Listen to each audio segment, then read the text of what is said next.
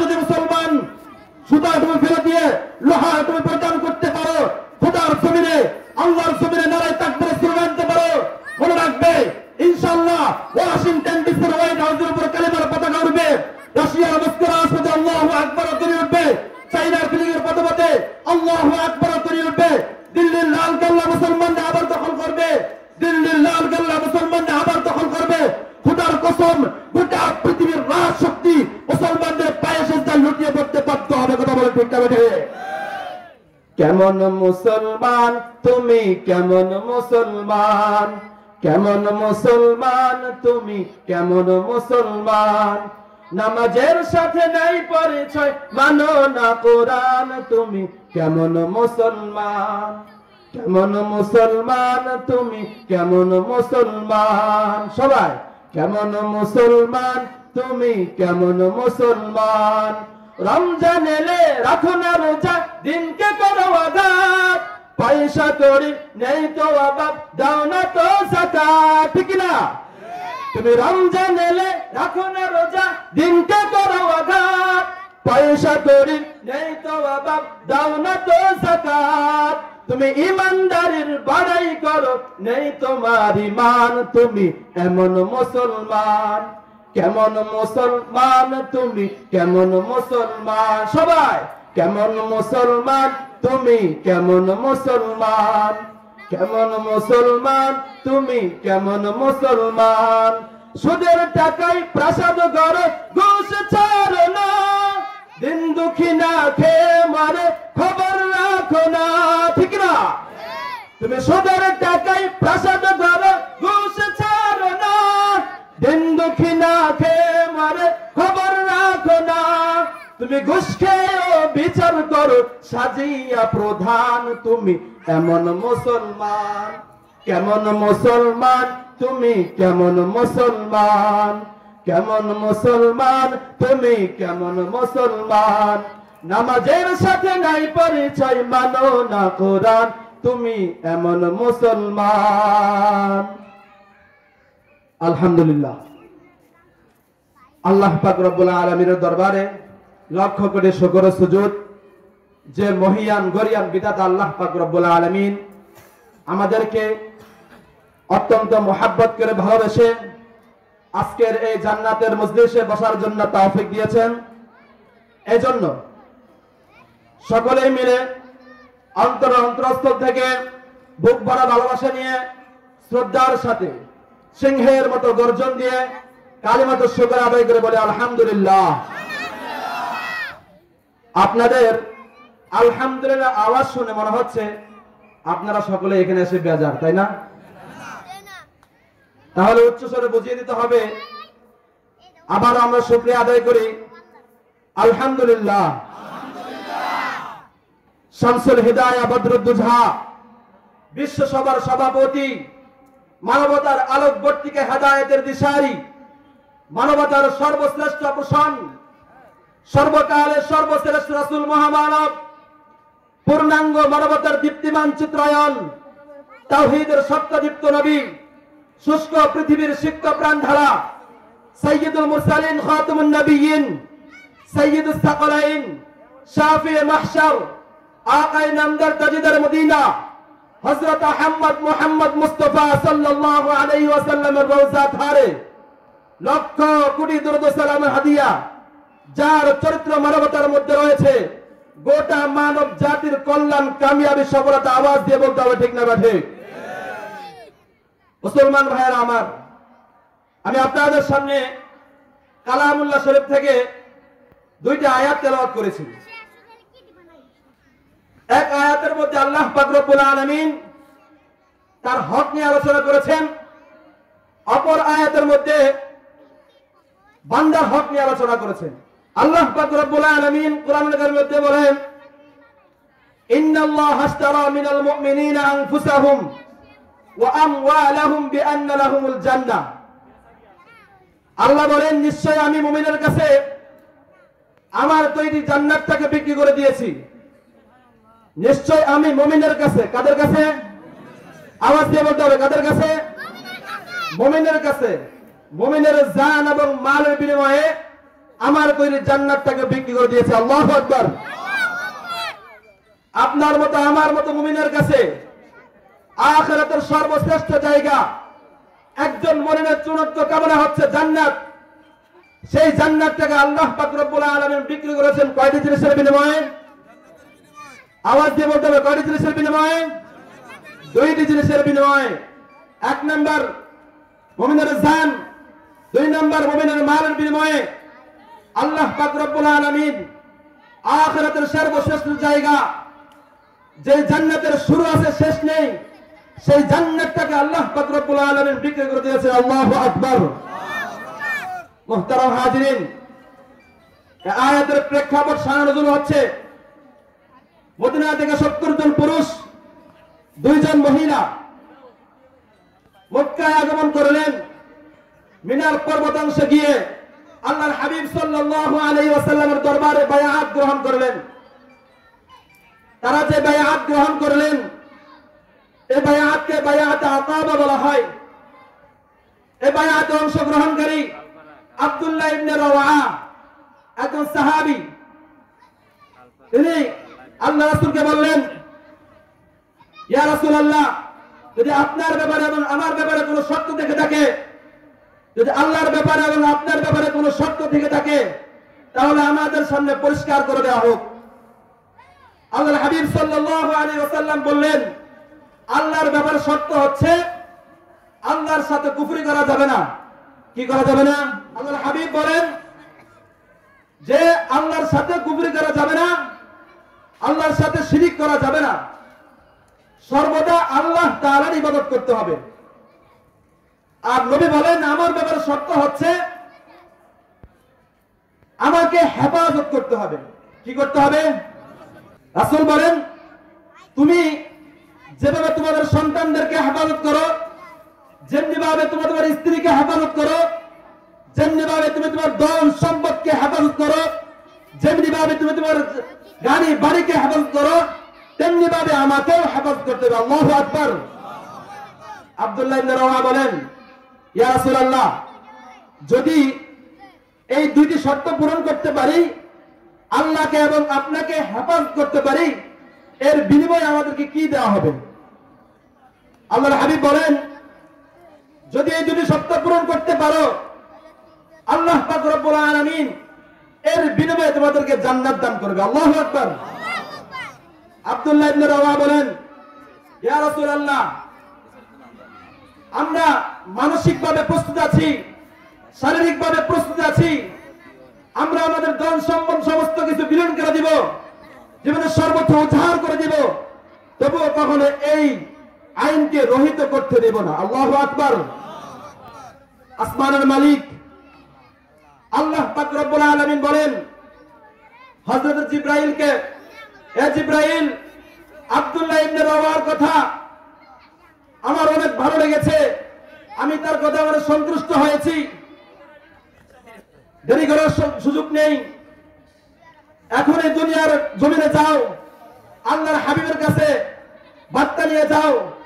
যে বার্তা নিয়ে আসলেন সেটা হলো, ইন্নাল্লাহা আশতারা মিনাল মুমিনিনা আনফুসাহুম ওয়া আমওয়ালাহুম বিআন্না লাহুমুল জান্নাহ, নিশ্চয় আমি মুমিনের কাছে মুমিনের জান এবং মালের বিনিময়ে আমার তৈরি জান্নাতটাকে আমি বিক্রি করে দিয়েছি। আল্লাহু আকবার। আর যদি বলতে হবে আল্লাহু আকবার। মুহতারাম হাজিরিন, মুহতারাম হাজিরিন, আব্দুল্লাহ ইবনে রাওয়াহা কথা বলার পর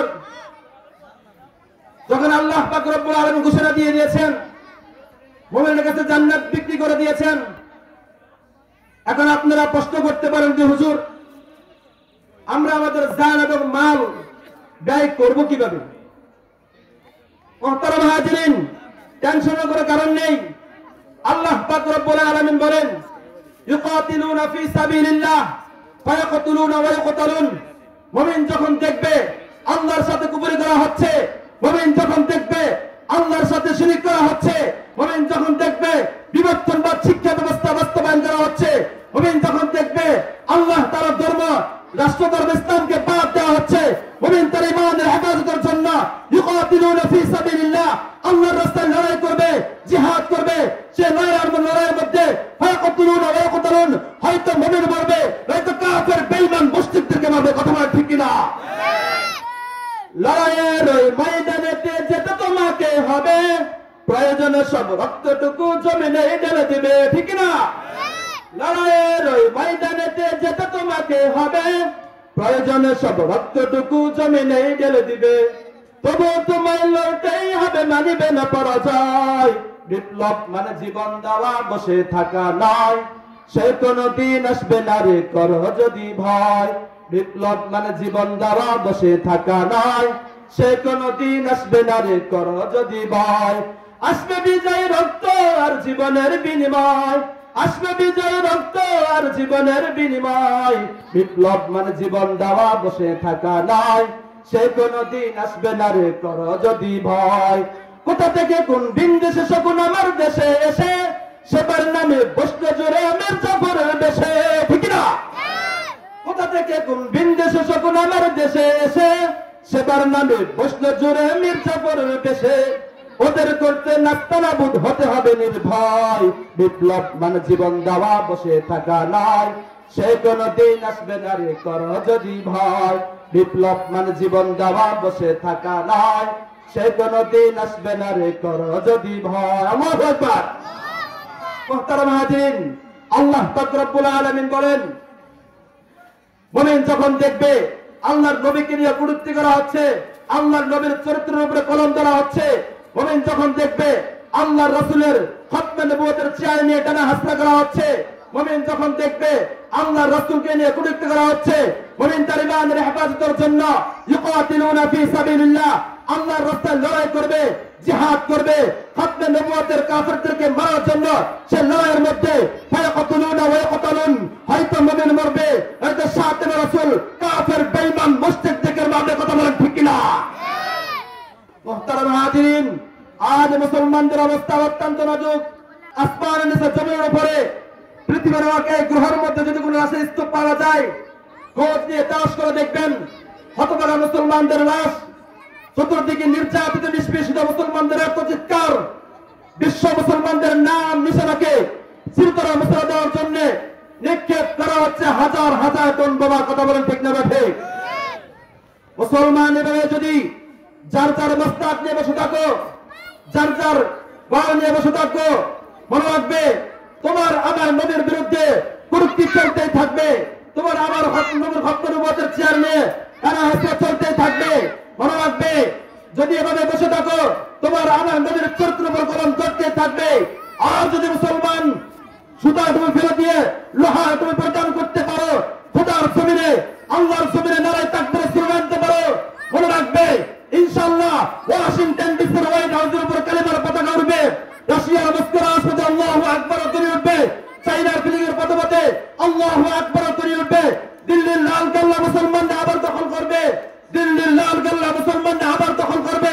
খোদার কসম, গোটা পৃথিবীর রাজ শক্তি মুসলমানদের পায়ে সেজদায় লুটিয়ে পড়তে বাধ্য হবে। কথা বলে ঠিক না ঠিক?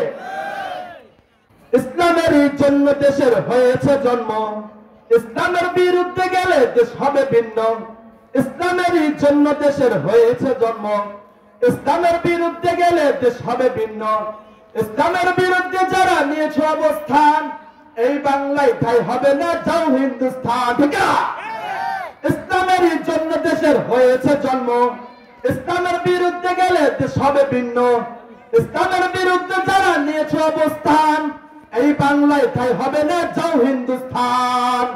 চলো চলো সামনে চলো, জোর কদমে আওয়াজ তোলো, সবাই মিলে একে তালে দাও না স্লোগান, নারায়ে তাকবীর, আল্লাহু আকবার, নারায়ে তাকবীর, আল্লাহু আকবার, দিন ইসলাম, দিন ইসলাম, জিন্দাবাদ জিন্দাবাদ, দিন ইসলাম, দিন ইসলাম, জিন্দাবাদ জিন্দাবাদ, কোটি প্রাণে একে আওয়াজ, কোটা দ্রোহী ছাড়বে না, এই বাংলায় ঠাই হবে না, মুসলমানরা জেগেছে আজ। ও চলো চলো সামনে চলো, জোর কদমে আওয়াজ তোলো, সবাই মিলে একে তালে দাও না স্লোগান, নারায়ে তাকবীর, আল্লাহু আকবার, দিন ইসলাম, দিন ইসলাম, জিন্দাবাদ জিন্দাবাদ, কোটি প্রাণে একে আওয়াজ। وقضى ربك ألا تعبدوا إلا الله দুনিয়াতে আল্লাহ বলেন, দুনিয়াতে আমাকে ছাড়া আর কারোর ইবাদত করতে পারবে না। পারবে কিনা? আল্লাহ ছাড়া অন্য কাউকে সেজদা দেওয়া যাবে? আওয়াজ দিয়ে বলতে, সেজদা দেওয়া যাবে? আল্লাহ ছাড়া অন্য কাউকে সেজদা দেওয়া যাবে না। যারা দেয় তারা কি করে? কি করে? তারা কুফরি করতেছে, আল্লাহর সাথে শরীক করতেছে। নাউযুবিল্লাহ মিন যালিক। মুহতারাম হাজিরিন, আল্লাহ পাক রব্বুল আলামিন বলেছেন, রাব্বুকা আল্লা তা'বুদু ইল্লা ইয়্যাহু ওয়া বিল ওয়ালিদাইনি ইহসানা। ওয়া বিল ওয়ালিদাইনি ইহসান, আমার হকের পরে দুনিয়ার মধ্যে সবচাইতে প্রথম, সবচাইতে উঁচু স্থান যাকে দিয়েছি, ওয়া বিল ওয়ালিদাইনি ইহসান, তোমার পিতামাতা। আল্লাহু আকবার বলেন। পিতামাতার এখন দাম আছে না নাই? বর্তমান জামানা জানা আছে না নাই? আওয়াজ দিয়ে বলতে হবে। বর্তমান জামানায়, বর্তমান সমাজের মধ্যে আমাদের পিতামাতাগুলো অবহেলিত হচ্ছে, আমাদের পিতামাতাগুলো লাঞ্ছনায় ভুগছে, আমাদের পিতামাতাগুলো লাঞ্ছনার মাধ্যমে সয়ে যাচ্ছে।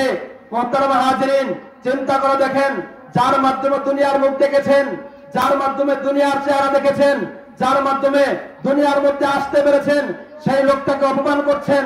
আল্লাহ পাক রব্বুল আলামিন বলেন, সমস্ত কিছু মাফ করে দেওয়া যাবে, কিন্তু যে সন্তান মা বাবার সাথে বেয়াদবি করেছে, যে সন্তান মা বাবার সাথে বেয়াদবি করেছে, তাকে কখনো ছাড় দেওয়া হবে না। কথা বলেন ঠিক না বাঠে?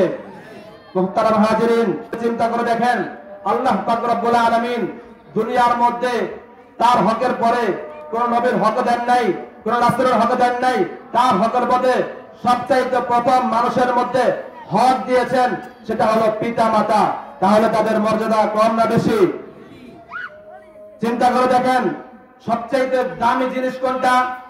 আখিরাতের মধ্যে সবচাইতে দামি জিনিস হচ্ছে জান্নাত। কি? আওয়াজ দিয়ে বলতে হবে, কি? জান্নাত। সবচাইতে দামি জিনিস যে জিনিসটা, সেটা হলো জান্নাত। সেই জান্নাতটাকে আল্লাহ পাক রব্বুল আলামিন মায়ের পায়ের নিচে রেখেছে। আল্লাহু আকবার বলেন।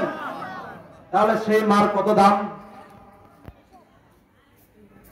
আল্লাহ পাক রব্বুল আলামিন বলেন, وَقَضَى رَبُّكَ أَلَّا تَعْبُدُوا إِلَّا إِيَّاهُ وَبِالْوَالِدَيْنِ إِحْسَانًا। ও দুনিয়ার মুসলমানেরা, ও দুনিয়ার লোক সকল, শুনে নাও, আমার সাথে শরীক করা যাবে না, আবার ইবাদত করতে হবে। আমার সাথে কাউকে শরীক করতে পারবে না, এবং তোমরা পিতা মাতার সাথে সৎ আচরণ করো। আল্লাহ বলেন, যে ব্যক্তি, যে সন্তান মা বাবার সাথে বেয়াদবি করবে, যে সন্তান মা বাবার সাথে বেয়াদবি করবে, দুনিয়ার মধ্যে তাকে অবহেলিত করা হবে, অভিশপ্ত করা হবে। আল্লাহ তাআলার লানত তার উপর বর্ষিত হবে। দুনিয়ার জীবনে যত লাঞ্ছনা রয়েছে তার উপর বর্ষিত করা হবে।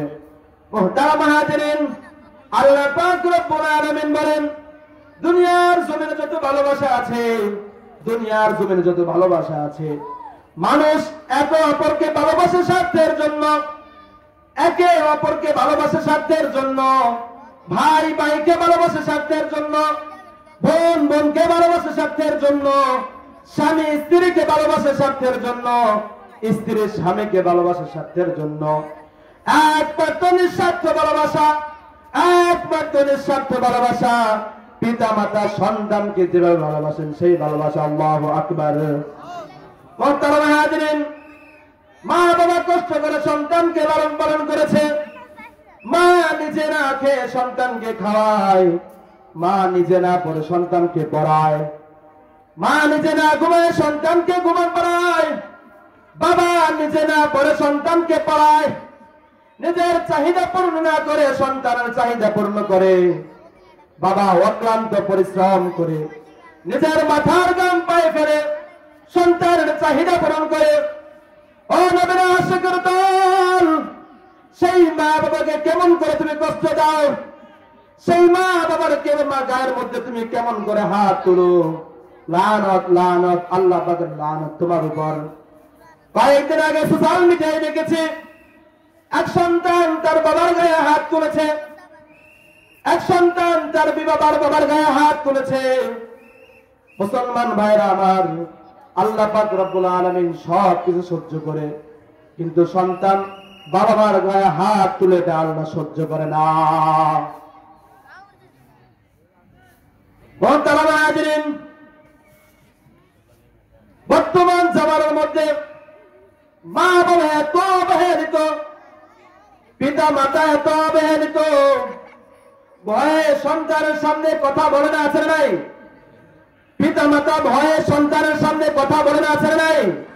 আওয়াজ দিয়ে বলতে, আছে নাই? বর্তমান সমাজের মধ্যে মা বাবা সবচেয়ে বড় অবহেলিত। আল্লাহ পাক রব্বুল আলামিন যে মানুষটার পায়ের নিচে জান্নাত রেখেছে, যে মানুষটাকে সম্মানিত করেছে, এক সাহাবী আল্লাহর হাবিব সাল্লাল্লাহু আলাইহি ওয়াসাল্লামকে প্রশ্ন করেন, ইয়া রাসূলুল্লাহ, আমার মহব্বতের, আমার স্নেহের সবচেয়ে বড় মানুষকে? আল্লাহর হাবিব বলেন, তোমার দুনিয়ার জমিনে মানুষের মধ্যে সবচেয়ে বড় স্থানের মানুষ, সবচেয়ে বড় দয়ার মানুষ হলো তোমার মা, সবচেয়ে বড় স্থান হচ্ছে তোমার মা। আবার প্রশ্ন করলেন, ইয়া রাসূলুল্লাহ, তারপর কে? আল্লাহর হাবিব বলেন, তারপরে তোমার মা। আবার সাহাবী প্রশ্ন করলেন, ইয়া রাসূলুল্লাহ, দুনিয়ার জমিনে সবচেয়ে বড় মহব্বতের মানুষ, সবচেয়ে বড় ভালোবাসার মানুষকে? আল্লাহর হাবিব সাল্লাল্লাহু আলাইহি ওয়াসাল্লাম বলেন, তোমার মা। আল্লাহু আকবার। চতুর্থবার যখন প্রশ্ন করলেন, ইয়া রাসূলুল্লাহ, তারপরে সবচেয়ে বড় মহব্বতের মানুষকে? আল্লাহর হাবিব বলেন, তোমার বাবা। তিনবার মায়ের কথা বলেছে। সেই মাকে তুমি কেমন করে কষ্ট দাও, সেই মাকে তুমি কেমন করে বুলাও? মুসলমান ভাইয়েরা আমার, দুনিয়ার জমিনে যতদিন বাঁচবো মা বাবার সাথে বেয়াদবি করবো না। রাজি আছেন তো ইনশাআল্লাহ? রাজি আছেন তো ইনশাআল্লাহ? যতদিন দুনিয়ার জমিনে বাঁচবো মা বাবার সাথে বেয়াদবি করবো না। যদি দুনিয়ার জমিন থেকে জান্নাত কামাই করতে চান, কারা কারা হাত করে দেখাও। দুনিয়ার মধ্যে যতদিন বাঁচবেন মা বাবার সাথে বেয়াদবি করা যাবে না। আমরা যখন ছোটবেলায় ছোট্ট ছিলাম, মা বাবার সাথে অনেক আচরণ করেছি, বাবাকে বারবার প্রশ্ন করেছি, বাবা ওইটা কি, ওইটা কি। বাবা কখনো বিরক্ত হয় নাই, বাবা কখনো ধৈর্য হারা হয় নাই। এখন বাবা যখন বৃদ্ধ হয়ে গেছে, বাবা যখন আমাকে প্রশ্ন করে, ছেলে এটার নাম কি, তখন আমি রাগান্বিত হয়ে বলি, তুমি কি জানো না? আছে না নাই? রাগান্বিত হয়ে বলি, তুমি কি জানো না এটার নাম কি? যখন বৃদ্ধ হয়ে যায়, ছোট্ট পোলাপানের মতো হয়ে যায়, ছোট্ট বাচ্চার মতো হয়ে যায়। এজন্য মুসলমান ভাইয়েরা আমার, মা বাবার কদর করতে হবে। পারবেন তো ইনশাআল্লাহ? এই মাহফিল থেকে, এই তাফসীর মাহফিল থেকে আমরা ওয়াদা করে যাই, যতদিন দুনিয়াতে বাঁচবো, যুবক ভাইয়েরা আমার খেয়াল করে শোনো, তোমাদের জামানা, তোমাদের দিন, কখনো মা বাবার সাথে বেয়াদবি করবে না, মা বাবাকে কষ্ট দিবে না।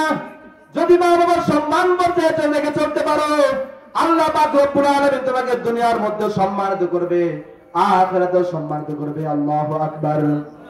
মুহতারাম হাজিরিন, এইখান থেকে আমরা ওয়াদা করে যাই, কখনো মা বাবার সাথে বেয়াদবি করব না ইনশাআল্লাহ। পারবে তো ইনশাআল্লাহ? যে আলোচনাগুলো করেছি, যে কথাগুলো বলেছি, আল্লাহ পাক রব্বুল আলামিন আমাদেরকে পালন করার তৌফিক দান করুন। আর বলে আমিন। ওয়া আখির দাওয়ানা আলহামদুলিল্লাহি রাব্বিল আলামিন।